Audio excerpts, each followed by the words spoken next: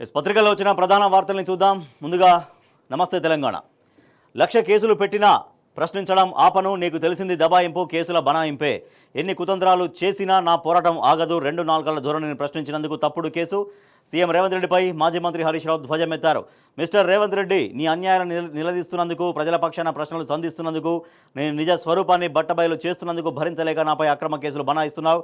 నువ్వు 1,00,000 కేసులు పెట్టినా సరే ప్రజల పక్షాన ప్రశ్నించడం ఆపను, ప్రజా కోర్టులో నీకు తగిన శిక్ష పడేదాకా పోరాటం ఆపను అంటూ మాజీ మంత్రి హరీష్ రావు స్పష్టం చేస్తున్నారు. హరీష్పై మరో కేసు. సీఎంకు కొరకరాని కోయగా హరీష్ రావు ప్రభుత్వ తప్పుల్ని ప్రశ్నిస్తున్నందుకు పగ, వైఫల్యాల్ని ఎత్తి చూపుతున్నందుకే కక్ష, అక్రమ కేసులతో బెదిరించే ప్రయత్నం. ఇప్పటికే హరీష్పై 4 కేసులు నమోదు. ఫోన్ ట్యాపింగ్ పైనే మళ్లీ కేసు పెట్టిన కాంగ్రెస్ నేత. కాంగ్రెస్ సర్కారు తీరుపై బీఆర్ఎస్ మండిపడుతోంది. ఇట్లా ఎన్ని కేసులు పెట్టినా కూడా వెనకడుగు వేసేది లేదు. ఖచ్చితంగా ప్రజా కోర్టులో శిక్ష పడేంత వరకు నా పోరాటం ఆపేది లేదు అంటూ మాజీ మంత్రి హరీష్ రావు స్పష్టం చేస్తూ ఉన్నారు. హరీష్పై సర్కారు కుట్ర, ప్రశ్నిస్తున్నందుకే హరీష్పై పగ, కేసులతో బెదిరించే యత్నం. ఇప్పటికే 5 కేసులు నమోదు. కాంగ్రెస్ నేత ఫిర్యాదుతో ఫోన్ ట్యాపింగ్ పైనే మళ్లీ కేసు. 1,00,000 కేసులు పెట్టినా ప్రశ్నించడం ఆపను అంటూ హరీష్ రావు స్పష్టం చేస్తున్నారు. అక్రమ కేసుల 7వ గ్యారంటీనా అంటూ డాక్టర్ కల్వకుంట్ల సంజయ్ కోరుట్ల ఎమ్మెల్యే ప్రశ్నిస్తున్నారు. కావాలనే హరీష్పై కేసు అంటూ పల్ల రాజేశ్వరరెడ్డి జనగామ ఎమ్మెల్యే ప్రశ్నిస్తున్నారు. కేసులతో భయపెట్టలేరు అంటూ పెద్ది సుదర్శన్ రెడ్డి నర్సంపేట మాజీ ఎమ్మెల్యే ప్రశ్నిస్తూ ఉన్నారు. రాజకీయంగా ఎదుర్కొనే దమ్ము లేకే ఇట్లా కేసులు పెడుతున్నారంటూ బీఆర్ఎస్ నేత ఎనుగుల రాకేష్ రెడ్డి, పిరికి పంద చర్యగా కేతిరెడ్డి వాసుదేవరెడ్డి ప్రశ్నించడమే పాపమైంది అంటూ దాసోజు శ్రవణ్, రేవంత్ నిరంకుశ వైఖరికి నిదర్శనం అంటూ ఎర్రోల శ్రీనివాస్ ఎస్సీ కార్పొరేషన్ మాజీ చైర్మన్ రియాక్ట్ అయ్యారు. హరీష్ రావుపై మరో కేసు నమోదు. ఫోన్ ట్యాప్ చేశారంటూ కాంగ్రెస్ నేత ఫిర్యాదు. పంజాగుట్ట పోలీస్ స్టేషన్లో కేసు నమోదు. చక్రధర్ గౌడ్ చరిత్ర అంతా నేరమయమే, ఆయనపై ఇప్పటికే 8 కేసులున్నాయి. కప్పిపుచ్చుకునేందుకే ఈ కేసులంటూ మేడే రాజీవ్ సాగర్. ఎండగడుతున్నందుకు హరీష్ రావుపై కక్ష అంటూ పటోళ్ళ శశిధర్ రెడ్డి, మెదక్ మాజీ ఎమ్మెల్యే వీళ్ళంతా కూడా బీఆర్ఎస్ పార్టీ చాలా తీవ్రంగా ఫైర్ అవుతుంది.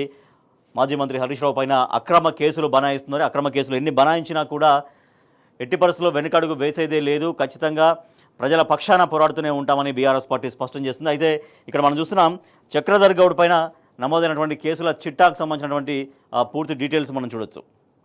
సో కల్తీ నేరపూరిత కుట్ర కేసులో క్రైమ్ నెంబర్ 157/2006 కింద IPC 120B 489A BC D సెక్షన్ల కింద సిద్దిపేట 2 టౌన్ పోలీస్ స్టేషన్లో కేసు నమోదైంది అంటూ అన్ని వరుసగా చీటింగ్ కేసు సంబంధించి, తర్వాత ఉద్దేశపూర్వకంగా బాధ కలిగించడం, హౌస్ ట్రాస్పాస్, అసాల్ట్, బోట్ స్టాండింగ్ మోడెస్టీ వంటి అభియోగాలు, ర్యాష్ డ్రైవింగ్, అంటువ్యాధి చట్టం ఉల్లంఘన కేసులో ఒకటి, అత్యాచారానికి ప్రయత్నం చేసినటువంటి కేసులో, దోపిడీ కిడ్నాప్ ప్రయత్నం కేసులో, జాయింట్ సైబర్ క్రైమ్ ఇన్వెస్టిగేషన్లో భాగంగా.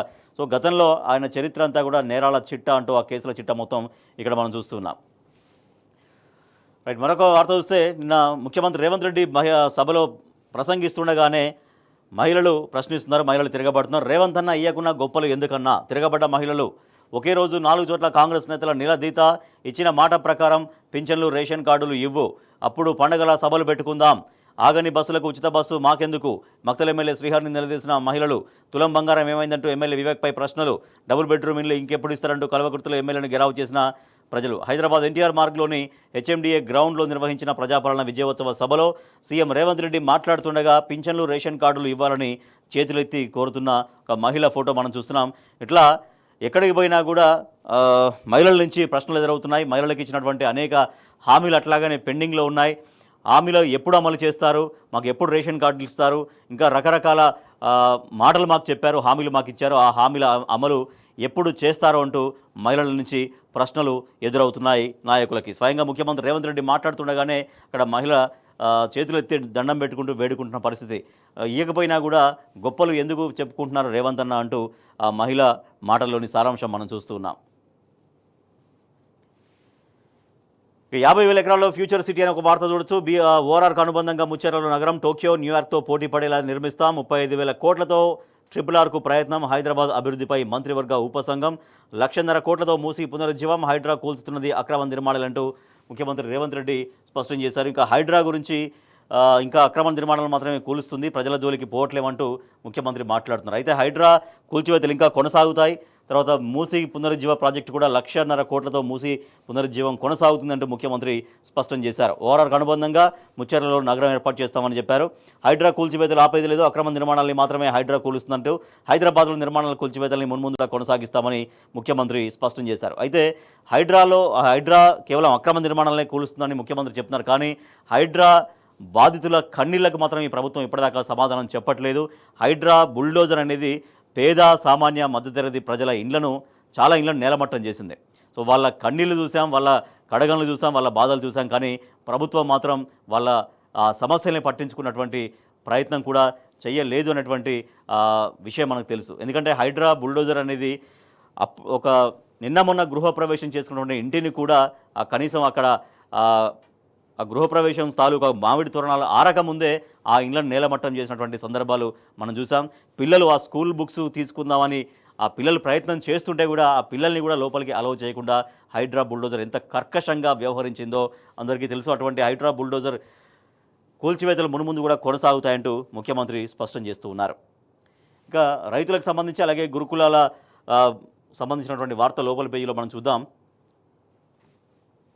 మేము భూములు ఇయ్యాం, సూరమ్మ చెరువు కుడి కాల్వకు భూసేకరణ నిలిపివేయండి, ఎస్ఆర్ఎస్పీ పునరుజ్జీవం ద్వారా నీటిని తరలించండి అంటూ గోవిందరాం రైతులు చెబుతున్నారు. రుణమాఫీ అయిపోయిందా? రుణమాఫీ చేయకపోతే ఆత్మహత్యలే. నరసింహులపేటలో ప్లకార్డులతో రైతులు నిరసన వ్యక్తం చేశారు. మహబూబాబాద్ జిల్లా నరసింహులపేటలో రుణమాఫీ చేయాలని ప్లకార్డులతో రైతులు ధర్నా చేశారు. రైతుల్ని మోసం చేసిన రేవంత్ సీఎంపై రైతు జేఏసీ నేతలు ఆగ్రహం వ్యక్తం చేశారు. వడ్డీ కట్టిన రుణమాఫీ కాలేదంటూ ఒక మహిళ రైతు ఆవేదన వ్యక్తం చేస్తున్నారు. పేరు తప్పు ఉందని తిప్పేశారంటూ మరొక రైతు, నెలల తరబడి తిప్పిస్తున్నారంటూ ఇంకో రైతు, ఇప్పుడు కూడా నా పేరు రాలేదంటూ మొత్తం 4 విడతలుగా ప్రభుత్వం రుణమాఫీ చేసినా కూడా మా పేరు రాలేదు, రుణమాఫీ జరగలేదంటూ మరొక మహిళా రైతు, మాఫీ కాలే అప్పు పెరిగిందంటూ ఇంకో రైతు స్టేషన్ గన్పూర్ రైతు, సగం మందికి రుణమాఫీ అయిందంటూ భూపాలపల్లి రైతు. ఇట్లా రైతులందరూ కూడా రుణమాఫీ జరగలేదు అనేది వాళ్ళు చెప్తున్నటువంటి మాట. కానీ ప్రభుత్వం ఇప్పటికే చెప్తుంది సంపూర్ణంగా రుణమాఫీ చేసేసాం, రైతులకు ఏదైతే మాట ఇచ్చామో ఆ మాట టోటల్గా ఫుల్ఫిల్ చేశామని. కానీ ఈ రైతులు ఇంకా ఇది కేవలం కొంతమంది రైతులు మాత్రమే ఇవాళ మనం చూస్తున్నాం దినపత్రికల్లో. కానీ కొన్ని లక్షలాది మంది రైతులు ఇంకా రాష్ట్ర వ్యాప్తంగా రుణమాఫీ జరగని రైతులు ఉన్నారు అనేది వాస్తవం. రైట్, విద్యార్థుల్ని పొట్టన పెట్టుకుంటారా? గురుకులాల్లో మెరుగైన భోజనం ఏది? పరిశీలనకు వెళ్తే గేట్లకు తాళాలు వేస్తారా? బీఆర్ఎస్ రాష్ట్ర నాయకుడు ఆర్ఎస్ ప్రవీణ్ కుమార్ ఫైర్ అంటున్నటువంటి ఫోటో మనం ఇక్కడ చూస్తున్నాం. సో బీఆర్ఎస్ పార్టీ గురుకుల బాట పట్టింది. ఆ గురుకుల బాటలో అక్కడికి వెళ్తే కూడా అడ్డుకుంటున్నారు. గురుకులాలని సందర్శనకు లోపలికి అలౌ చేయకపోతున్న పరిస్థితి మనకు కనిపిస్తుంది. గురుకులాల బాటకు అడ్డంకులు, కాశీపేటలో ధర్నా చేస్తున్న బీఆర్ఎస్ నాయకుల్ని నిలువరిస్తున్నటువంటి పోలీసులు. విద్యార్థుల చావులకు రేవంతే బాధ్యుడు, ఏడాదైన విద్యాశాఖకు మంత్రి లేడు బీఆర్ఎస్ నేత అరవింద్ శర్మ. నాసిరకం బియ్యంతో మధ్యాహ్న భోజనం తినలేక పడేసిన విద్యార్థులు. వికారాబాద్ జిల్లా మర్పల్లి జడ్పీ ఉన్నత పాఠశాలలో ఘటన మనం చూస్తున్నాం. పడేసిన మధ్యాహ్న భోజనం ఎట్లా ఉంది, ఎంత దుర్భరంగా ఉందనేది ఆ ఫోటోగ్రాఫ్లో మనం చూస్తున్నాం. పేద బిడ్డలను కలవకుండా నిర్బంధమా? తనను అడ్డుకున్న అధికారులపై మాజీ ఎమ్మెల్యే సుంకె రవిశంకర్ ఆగ్రహం అంటూ ఈ వార్త చూస్తున్నాం. సుంకె రవిశంకర్ను అడ్డుకున్నారు. గురుకుల బాటలో ఉద్రిక్తత. గురుకుల బాటలో భాగంగా మడికొండలో సోషల్ వెల్ఫేర్ గురుకుల బాలుర పాఠశాల సందర్శనకు వెళ్ళినటువంటి బీఆర్ఎస్ నాయకుడు ఏనుగుల రాకేష్ రెడ్డిని అరెస్ట్ చేసినటువంటి ఫోటో మనం చూస్తున్నాం. సో ఇట్లా గురుకుల బాట పట్టింది బీఆర్ఎస్ పార్టీ. గురుకులాల్లో ఎందుకు విద్యార్థులు ఆత్మహత్యల బాట పడుతున్నారు? వాళ్ళకు నాణ్యమైన భోజనం పెట్టడంలో ఎందుకు అక్కడ యంత్రాంగం వైఫల్యం చెందుతుంది? గురుకుల విద్యార్థులు ఒక నమ్మకాన్ని, ఆత్మస్థైర్యాన్ని ఎందుకు కోల్పోతున్నారు? ఈ అంశాలని అడ్రస్ చేయడం కోసం, ఈ అంశాలని ప్రభుత్వం దృష్టికి తీసుకెళ్లడం కోసం బీఆర్ఎస్ పార్టీ గురుకుల బాట పడితే ఆ గురుకుల బాట కూడా సవ్యంగా సాగుతున్న పరిస్థితి కనిపించట్లేని విషయం మనం చూస్తున్నాం. ఇక దివ్యాంగులు కూడా ప్రభుత్వం పైన రియాక్ట్ అవుతున్నారు. దివ్యాంగులు ప్రభుత్వం పైన ఆగ్రహం వ్యక్తం చేస్తున్నారు. మాకు ఇచ్చినటువంటి హామీ ఏది, అమలు ఏది అనేది దివ్యాంగులు ప్రశ్నిస్తున్నారు. దివ్యాంగులకు కాంగ్రెస్ దగా, ఏడాది దాటిన 6,000 పింఛన్ అమలు కాలేదు. కేసీఆర్ హయాంలోనే పింఛన్ల పెంపు జరిగిందంటూ ఎమ్మెల్సీ కల్వకుంట్ల కవిత పేర్కొన్నారు. నెలపై కూర్చొని దివ్యాంగుడితో ఆత్మీయంగా మాట్లాడుతున్న కవిత ఫోటోగ్రాఫ్ మనం చూస్తున్నాం. దివ్యాంగుల సమస్యలు వింటూ పరిష్కారం కోసం చేయాల్సిన పోరాటం గురించి చర్చిస్తున్న ఎమ్మెల్సీ కల్వకుంట్ల కవిత. చిత్రంలో దివ్యాంగుల సమాఖ్య ప్రతినిధులు కూడా ఉన్నారు. సో దివ్యాంగులకు ఇచ్చినటువంటి మాట కూడా కాంగ్రెస్ ప్రభుత్వం నిలబెట్టుకోలేదు. 6,000 పెన్షన్ ఇస్తామని చెప్పారు. 6,000 పెన్షన్ సంగతి ఏమిటి అని దివ్యాంగులు ప్రభుత్వాన్ని ప్రశ్నిస్తున్నారు. బీసీ రిజర్వేషన్ల కోసం పోరుకు సిద్ధం.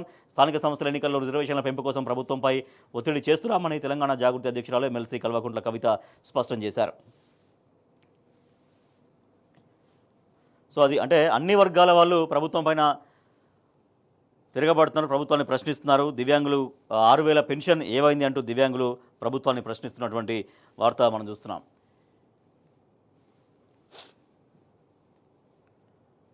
కాంగ్రెస్ పాలనలో చీకట్లోకి చేతి వృత్తులు, ఉచిత చేప పిల్లల పంపిణీలో కోతలు, జాడలేని మత్స్య సహకార ఎన్నికలు, రోడ్డెక్కుతున్న నాయి బ్రాహ్మణులు ఏం సాధించారని విజయోత్సవాలు జరుపుతున్నారంటూ రేవంత్ రెడ్డిపై బీఆర్ఎస్ ఎమ్మెల్యేలు వివేకానంద, మాధవరం కృష్ణారావు ఫైర్ అవుతున్నారు. రైట్, ఇక మరొక వార్త చూస్తే దేశవ్యాప్తంగా 53 టెలిమానస్ సెల్స్ ఎంపీ వద్దిరాజు రవిచంద్ర ప్రశ్నకు బదులిచ్చిన కేంద్రం. దేశవ్యాప్తంగా 53 టెలిమానస్ కేంద్రాలు మానసిక ఆరోగ్య రుగ్మతతో బాధపడుతున్న వారికి సాయం అందిస్తున్నాయని కేంద్ర ప్రభుత్వం ప్రకటించింది. మంగళవారం రాజ్యసభలో ప్రశ్నోత్తరాల సందర్భంగా బీఆర్ఎస్ పార్లమెంటరీ పార్టీ ఉపనేత వద్దిరాజు రవిచంద్ర చర్చలో పాల్గొన్నారు. ఆయన అడిగినటువంటి ప్రశ్నకి సమాధానం ఇచ్చింది కేంద్రం. దేశవ్యాప్తంగా 53 టెలిమానస్ సెల్స్ కేంద్రాలు ఏర్పాటు చేస్తున్నట్టుగా. సామాజిక న్యాయంతోనే దేశాభివృద్ధి సాధ్యం, ఓబీసీలకు ప్రత్యేక శాఖ ఉండాలి, బీసీలు మహిళలకు ప్రాధాన్యం ఇవ్వాలంటూ బీఆర్ఎస్ నేత మాజీ మంత్రి వి శ్రీనివాస్ గౌడ్ డిమాండ్ చేశారు. ఇద్దరు బీసీలకే మంత్రి పదవులు ఇచ్చి అన్యాయం చేశారంటూ రాజ్యసభ సభ్యులు వద్దిరాజు రవిచంద్ర ఆగ్రహం వ్యక్తం చేశారు.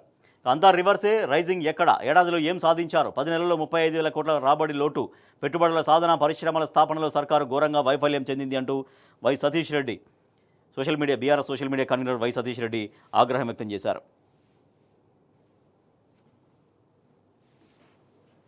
మరొక వార్త చూస్తున్నాం. దార్శనిక దర్శనాలు, కేసీఆర్ పాలనపై లెక్కలేని పుస్తకాలు దీక్షా దివస్ సందర్భంగా నేడు తెలంగాణ భవన్లో ప్రదర్శన. రైతులపై రేవంత్కు చిత్తశుద్ధి లేదు, రైతుల ఆర్థిక పరిస్థితి అధ్వానంగా ఉందంటే మాజీ ఎమ్మెల్యే పెద్ది సుదర్శన్ రెడ్డి ఆవేదన వ్యక్తం చేశారు. పెరిగిన రైతు ఆత్మహత్యలు, 620 మంది బలవన్మరణం, సంబరాలతో ప్రజాధనం వృధా, పెద్దపల్లిలో 95,000 మందికి రుణమాఫీ కాలేదు, కొప్పుల ఈశ్వర్ ఫైర్ అయ్యారు. భ్రమల్లో ముంచుతున్న కాంగ్రెస్, దాసరి మనోహర్ రెడ్డి సీఎం పర్యటనను అడ్డుకోవాలంటూ పుట్టా మధు పిలుపునిచ్చారు. పెద్దపల్లిలో రైతులకు సీఎం సమాధానం చెప్పాలంటూ డిమాండ్ చేస్తున్నారు. రైతులు ఇంత ఆత్మహత్యలు జరుగుతున్నా, రాష్ట్ర రైతాంగం ఇంత ఇబ్బందుల్లో ఉన్నా, ఇంత సమస్యల్లో ఉన్నా ప్రభుత్వం వారిని సరిగ్గా ఆ సమస్యల్ని అడ్రస్ చేయలేకపోతుంది. అందుకే రైతులు ఆత్మహత్య బాటపడుతున్నారు. ఈ ఆత్మహత్యలకు ప్రభుత్వం సమాధానం చెప్పాలంటూ నాయకులు డిమాండ్ చేస్తున్నారు. ఇకపై గ్రామీణ బ్యాంకు ఒకే గొడుగు కిందికి ఆర్ఆర్బీలు తెలంగాణ స్టేట్ గ్రామీణ బ్యాంకుగా ఏర్పాటు, నాబార్డు ప్రతిపాదనలు పంపిన కేంద్రం, ఫలించిన మాజీ ఎంపీ వినోద్ కుమార్ కృషి అని ఈ వార్త మనం చూస్తున్నాం. ఉద్యోగులకు కాంగ్రెస్ సర్కారు ధోకా, 317 జీవో బాధితులకు న్యాయం చేయాలి, బీఆర్ఎస్ నేత దేవిప్రసాద్ డిమాండ్ చేశారు. దివ్యాంగుల సంక్షేమానికి కేసీఆర్ కృషి, పింఛన్ను గణనీయంగా పెంచారు, డబుల్ ఇళ్లలో 5% రిజర్వేషన్లు, దివ్యాంగుల కార్పొరేషన్ మాజీ చైర్మన్ కేతిరెడ్డి వాసుదేవరెడ్డి. ప్రాణాలు పోతున్నా స్పందించరా, ప్రమాదాలపై నిరసనగా అఖిలపక్షం భారీ ధర్నా, పనులు త్వరగా పూర్తి చేయాలని నేతల డిమాండ్, స్పందించకపోతే ఆమరణ దీక్ష చేస్తా అంటూ పటోల కార్తీక్ రెడ్డి వెల్లడించారు. ప్రభుత్వ నిర్లక్ష్యంతోనే ప్రమాదాలు జరుగుతున్నాయంటూ శుభప్రద్ పటేల్ స్పష్టం చేసినటువంటి వార్త చూస్తున్నాం. మొన్న చాలా దారుణమైన ప్రమాదం జరిగింది అక్కడ చేవెళ్ల సమీపంలో. దానికి సంబంధించి ప్రభుత్వం సరిగ్గా పట్టించుకోవట్లేదు. అక్కడ ఆ రోడ్డు దగ్గర సమస్య ఉన్నా కూడా ఎన్నిసార్లు విన్నవించినా, ఎన్నిసార్లు మొరబెట్టుకున్నా కూడా ప్రభుత్వం పట్టించుకోకపోవడంతో ప్రజల ప్రాణాలు పోతున్నాయి.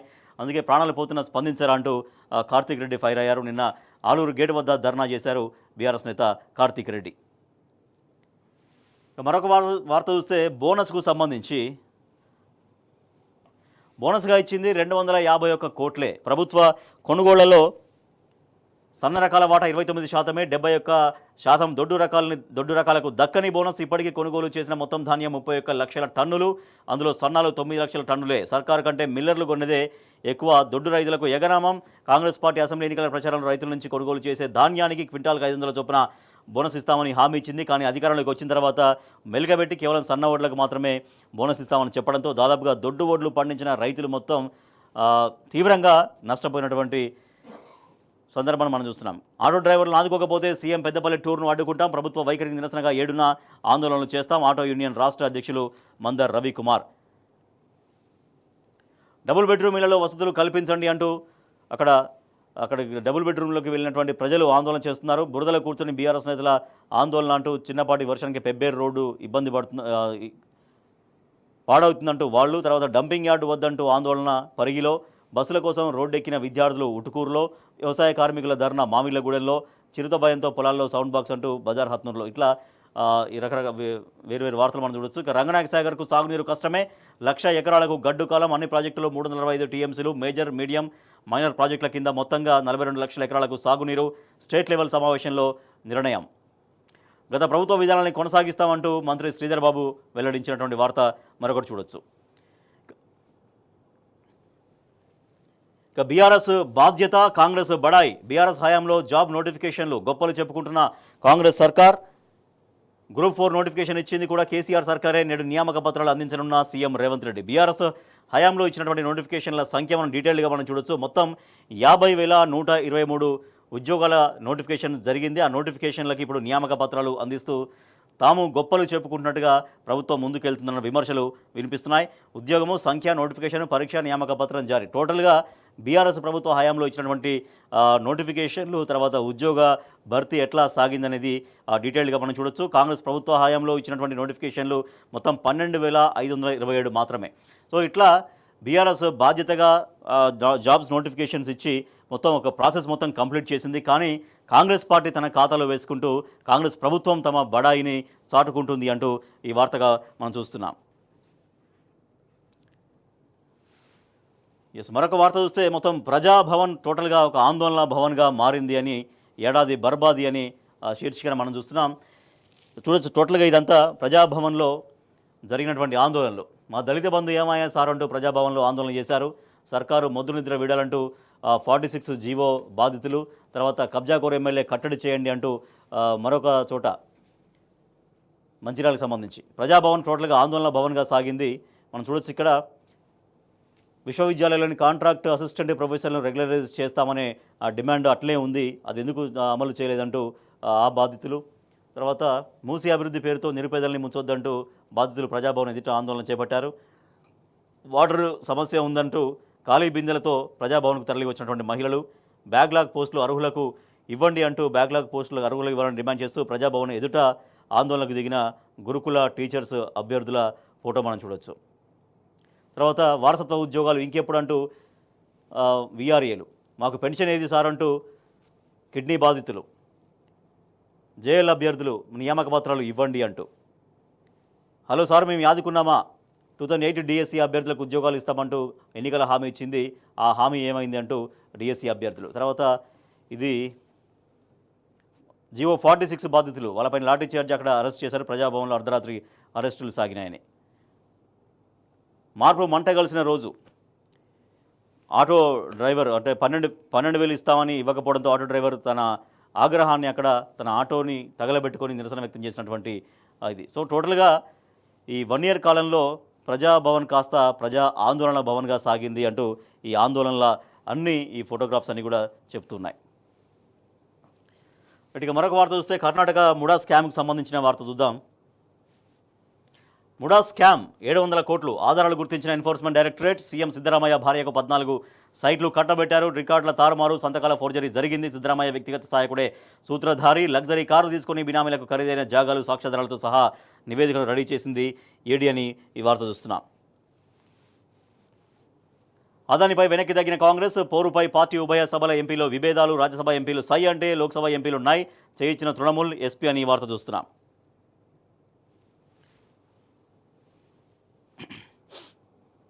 తులం బంగారం ఏది? ఎమ్మెల్యే వివేక్పై మహిళల ఆగ్రహం. తులం బంగారం హామీ ఇచ్చారు కళ్యాణ లక్ష్మితో పాటుగా ఆ హామీ ఏమైందంటూ ఎమ్మెల్యే వివేక్ నిలదీస్తున్నారు. డబుల్ బెడ్రూమ్ ఇల్లు ఎప్పుడు ఇస్తారంటూ ఎమ్మెల్యే కసిరెడ్డిని నిలదీస్తున్న లబ్ధిదారులు. బస్సులే ఆపనప్పుడు అసలు ఉచిత బస్సు ఎందుకు స్కీమ్ పెట్టారంటూ మక్తల్లో ఎమ్మెల్యే శ్రీహరిని అడ్డుకున్నారు. అయితే ఇంకొక వార్త చూస్తున్నాం మనము. కుంభకోణాలకి కేర్ ఆఫ్ కాంగ్రెస్, ఏడాది బర్బాది అనే దానిపైన ఏడాది పాలనలో అడుగడుగున ఆరోపణలు. బూడిద, బియ్యం, భూములు అన్నింట అక్రమాలు. రియల్ ఎస్టేట్ను దెబ్బకొట్టిన ఫిక్స్డ్ వసూళ్లు, కస్టమ్స్, ఈడీ వరకు చేరిన గడియారాల స్మగ్లింగ్. మార్పు పేరుతో అధికారంలోకి వచ్చిన కాంగ్రెస్ ఏడాది పాలనలో తెలంగాణ ప్రజలకు తనదైన మార్పు చూపించింది. ప్రజల జీవితాల్లో మెరుగైన మార్పు తీసుకురావడం మరచి స్వార్థపూరిత పాలనకు తెర తీసిందనే విమర్శలు ఎదుర్కొంటుంది. హామీలు అమలు కాకపోగా స్కాములకు తెర తీసిందనే ఆరోపణలు కాంగ్రెస్ ఖాతాలో చేరాయి. కాదేది అనర్హం అన్నట్టుగా బూడిద నుంచి భూముల వరకు అన్నింటిలోనూ కాంగ్రెస్ తన పనితనం చూపించిందనే ఆరోపణలు వినిపిస్తున్నాయి. ఇసుక అక్రమాలతో మొదలైన హస్తం పార్టీ పాలనలో నెలకో వ్యవహారంలో చేతివాటం ప్రదర్శిస్తున్నట్టుగా రాజకీయ వర్గాల్లో చర్చ సాగుతున్నటువంటి వార్త చూస్తున్నాం మనం. ఇక పారిశ్రామిక అనుమతుల్లో ద్వంద్వ వైఖరి. సామాన్యులకు అనుమతులు ఇవ్వని అధికారులు, సొంత జాగాల్లో పరిశ్రమలు పెట్టే వారికి తిప్పలు. అదాని సిమెంట్ పరిశ్రమ ఏర్పాటుకు మాత్రం ఆగ మేఘాల మీద ప్రజాభిప్రాయ సేకరణ అంటూ వార్త చూస్తున్నాం. ఇక ప్రజాపాలన ఫెయిల్ అంటూ ఎమ్మెల్యేల ఫోనే ఎత్తని మంత్రులు ఉంటే ఎలా? 144 సెక్షన్. అరెస్టులు ప్రజాస్వామ్యానికి విఘాతం. మావోయిస్టుల ఎన్కౌంటర్లన్నీ ప్రభుత్వ హత్యలే. కాంగ్రెస్ పార్టీ మిత్ర ధర్మం పాటించి పదవులు ఇవ్వాలి. సిపిఐ రాష్ట్ర కార్యదర్శి కూరంనేని సాంబశివరావు. స్వయంగా కాంగ్రెస్ ప్రభుత్వంతో కలిసి వాళ్ళు కాంగ్రెస్ పార్టీతో కలిసి ఎన్నికల్లోకి వెళ్ళారు. సో ఒక కాంగ్రెస్ ప్రభుత్వంలో వాళ్ళు ఉన్నట్టుగా చెప్పొచ్చు. సో మిత్రధర్మాన్ని పాటించాల్సిన అవసరం ఉంది. పాటించి పదవులు ఇవ్వాలని సిపిఐ నేత ఎమ్మెల్యే సాంబశివరావు కూనంనేని సాంబశివరావు ప్రభుత్వాన్ని డిమాండ్ చేస్తున్నటువంటి వార్త మనం చూస్తున్నాం. రైట్, ఇవి పత్రికల్లో వచ్చినటువంటి ప్రధాన వార్తలు.